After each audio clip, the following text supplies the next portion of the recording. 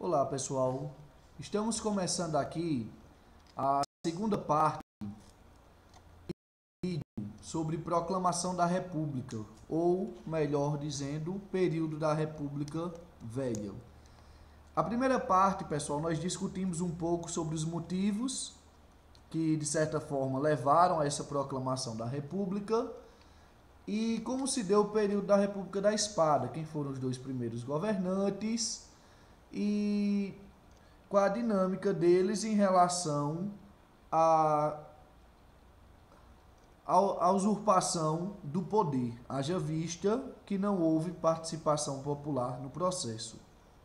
Esse segundo vídeo, pessoal, nós iremos discutir um pouco sobre o período da República Café com Leite, que é o período que segue-se logo após a deixada do poder de Floriano Peixoto. E também sobre revoltas que ocorreram nesse período, ok? Vamos lá. Por que a gente dá esse nome de República Café com Leite? Primeiro, porque a presidência ela era partilhada, ou seja, ela era passada apenas entre dois estados. Nesse caso, o estado de São Paulo, que era o maior produtor de café do Brasil, e o estado de Minas Gerais, que era o maior produtor de questões relacionadas à pecuária, ou seja, questão de carne, leite. Então, café vem dos governantes de São Paulo, leite dos governantes mineiros. Um mandato, o presidente era paulista, outro mandato, o presidente era mineiro. A gente vê até aqui uma representação, pessoal, na imagem aqui em cima, São Paulo segurando um braço da cadeira presidencial, Minas Gerais segurando um braço de outro braço, e embaixo outros estados, que a gente vê até aqui o nome Rio Grande do Sul, Paraíba, como fosse tentando escalar até a cadeira presidencial, porém sem sucesso. E como é que eles conseguiam permanecer no poder, pessoal, durante esse tempo, que vai se estender até o ano de 1930? Eles permanecem assim no poder a partir do voto de cabresto, distribuindo cargos,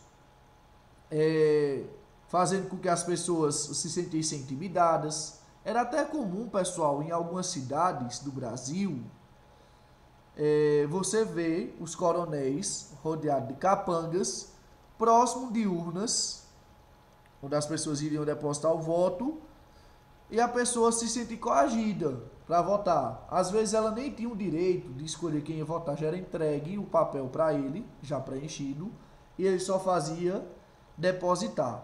Ou seja, era um voto obrigado. A pessoa não tinha direito de fato de escolher em quem iria votar. Era o voto de cabresto, ok? Algumas revoltas que ocorreram nesse período.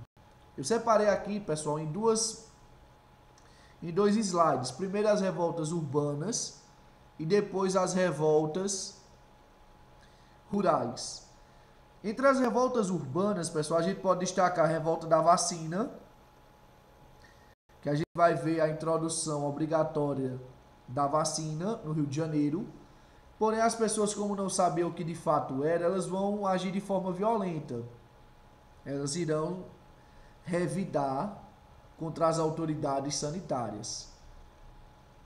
Inclusive, alguns vão dizer até que é uma questão de honra, como essas injeções contra a febre amarela, elas eram aplicadas nas nádegas. Alguns homens se sentiam injustiçados, ou seja, denegridos moralmente, porque suas mulheres estavam com as nádegas expostas. Então era uma questão de honra. Vai ter bondes revirados, postes derrubados, incêndios pela cidade. Vai ser, de fato, uma grande revolta. Tudo isso porque as pessoas não compreendiam a importância da vacina. Outra revolta que merece destaque nesse período foi a revolta da Chibata. Era comum, por exemplo, os marinheiros lá do Rio de Janeiro, eles terem tratamentos diferenciados por uma questão de cor. Quem era branco na época recebia direitos e privilégios em relação à alimentação, em relação ao tratamento. Porém, se o marinheiro fosse negro, além de se alimentar de restos, ele ainda corria o risco de levar chicotadas nas costas. Mesmo a gente falando agora em um período onde a escravidão já havia acabado. Inclusive vai ter um negro lá na época que ele vai chegar a receber 100 chibatadas, ou seja, 100 chicotadas nas costas. E a partir dessas 100 chicotadas, ele não vai resistir, vai terminar morrendo. E os outros marinheiros que estavam vendo que não estavam sendo bem tratados, eles irão revoltar-se contra as autoridades da época, buscando assim melhores condições de trabalho e tratamentos igualitários, ou seja, não tratamentos que de fato prejudicavam eles. E a gente vai ver também a greve geral de 1917, onde os trabalhadores, influenciados por ideias marxistas, trazidas principalmente da Itália e da Alemanha, eles irão parar as fábricas, gerando prejuízos gigantescos. Hoje em dia a gente fala sobre várias greves gerais, pessoal.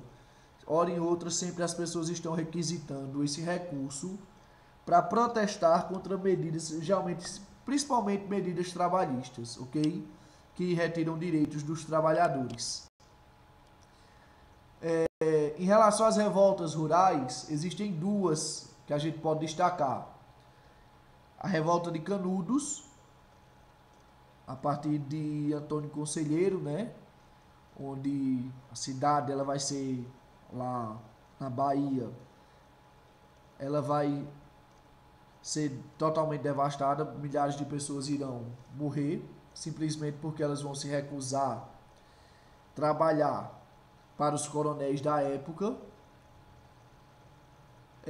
E a revolta de Contestado, que vai ter uma empresa de fora do país, que ela vai construir uma ferrovia, e o governo brasileiro vai decretar que 1.000 quilômetros, tanto na margem direita ou esquerda da ferrovia, pertenceria àquela empresa, sendo que já existiam pessoas morando, pessoas que dependiam daquela região para tirar o seu sustento. Essas pessoas irão se juntar em torno de uma figura messiânica, assim como a de Canudos, e também serão massacrados pelo governo brasileiro, ok?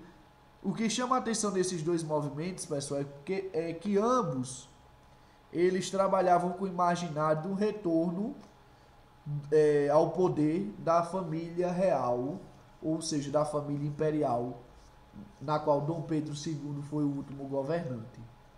Ok? Eu encerro por aqui, pessoal, essa videoaula.